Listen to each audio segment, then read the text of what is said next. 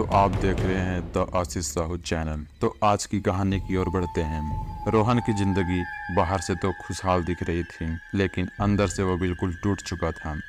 एक multinational company में काम करने वाले रोहन के दिल में उसकी गर्लफ्रेंड मीनल के लिए गहरी मोहब्बत थी, लेकिन मीनल के लिए शायद वो सिर्फ एक खेल था। ये बात धीरे धीरे रोहन को महसूस होने लगी थी।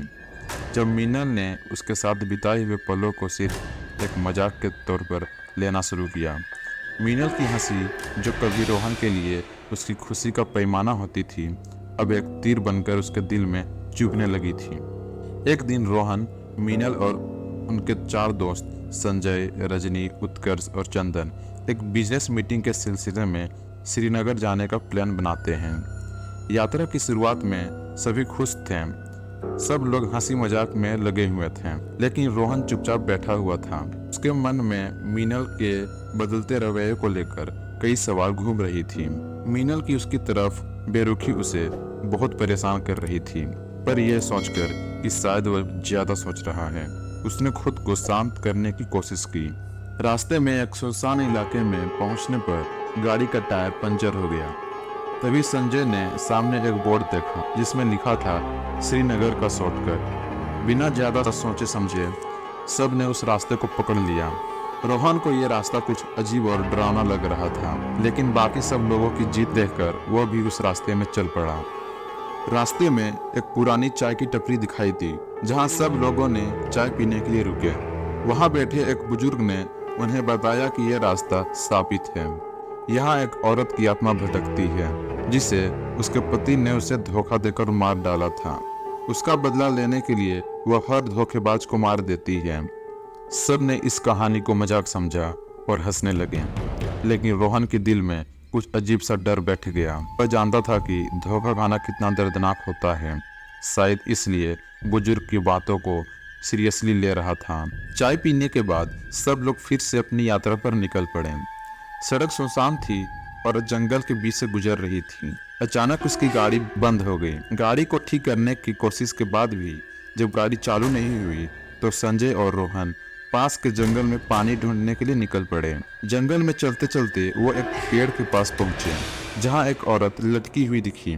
उसके बाल बिखरे हुए थे और आंखें भयंकर लाल थी। उसकी उपस्थिति इतनी भयंकर थी कि संजय डर के मारे भाग गया, लेकिन रोहन भी वहीं पर गिर पड़ा।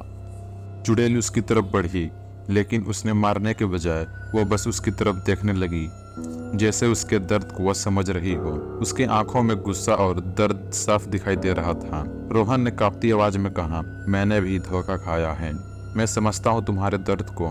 चुड़ैल कुछ नहीं बोली और अचानक गायब हो गई। रोहन समझ नहीं पाया कि वो उसे छोड़कर क्यों चली गई। वो भागकर गाड़ी के पास गया, जहाँ सब लोग उसकी हालत देखकर हैरान थे, लेकिन रोहन ने उन्हें कुछ नहीं बताया, क्योंकि उसे यकीन था कि वो उसकी बातों का मजाक उड़ाएंगे। अंधेरा बढ़ने पर सब ने पास की एक पुरानी हवेली में रात बिताने का फैसला किया। हवेली डरावनी थी और हर कोने से सन्नाटा और रहस्यमयी आवाजें आती थी। मीनल और संजय एक कमरे में जाकर आराम करने लगे। तभी अचानक कमरे की दीवारों पर उनके धब्बे उतरने लगे और मीनल ने देखा कि वही चुड़ैल कमरे के दरवाजे के बाहर खड़ी थी। वह चीख कर भागी और संजय भी उसके पीछे पीछे भाग गए। हवेली की हॉल में पहुंचते ही उन्होंने देखा कि रजनी, उत्कर्ष और चंदन की शरीर जमीन पर पड़ी हुई थी, जैसे किसी ने बेरहमी से उनका कत्ल कर दिया हो। चुड़ैल हवा में तैरती हुई उसके चारों तरफ घूम रही थी। उसका चेहरा अब और भी भयंकर हो चुका था। उसकी आंखें अब और गुस्से से जल रही थी।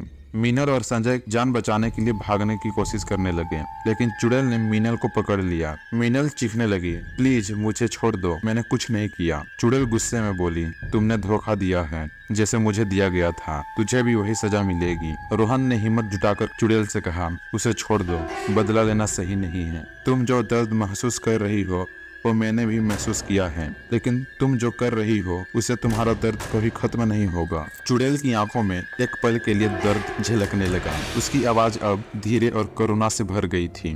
मुझे धोखा मिला और मैं आज तक भटक रही हूँ, क्या तुम भी ऐसा महसूस करते हो? रोहन ने धीरे से कहा, हाँ, लेकिन बदला लेकर मैं खुद को और नहीं खो सकता। तुम भी मुक्त हो सकती हो। चुड़ैल कुछ पल तक रोहन की तरफ देखती रही, फिर अचानक उसने अपने हाथ अपने गले की तरफ बढ़ाया जहां एक मंगलसूत्र लटका हुआ था। उसने मंगलसूत्र रोहन के हाथों में सौंप दिया और धीरे धीरे धुंध में घुलकर गायब हो गई। चुड़ैल के जाते ही हवेली में फिर से शांति छा गया। रोहन जमीन पर बैठकर रोने लगा। उसका दर्द अब और भी गहरा हो चुका था, लेकिन एक सुकून भी था। उसने चुड़ैल को मुक्त कर दिया था और शायद खुद को भी। मीनल उसकी तरफ आई, लेकिन इस बार उसकी आंखों में पछतावा और शर्मिंदगी थी। रोहन ने उसकी तरफ देखा, लेकिन कुछ नहीं कहा। वह जानता था कि जो रिश्ता कभी सच्चा नहीं था, उसे बचाने का अब कोई वजह नहीं था। उस रात रोहन ने सिर्फ एक चीज सीखा, बदला दर्द को नहीं मिटा सकता, बल्कि उसे और भी बढ़ा देता है।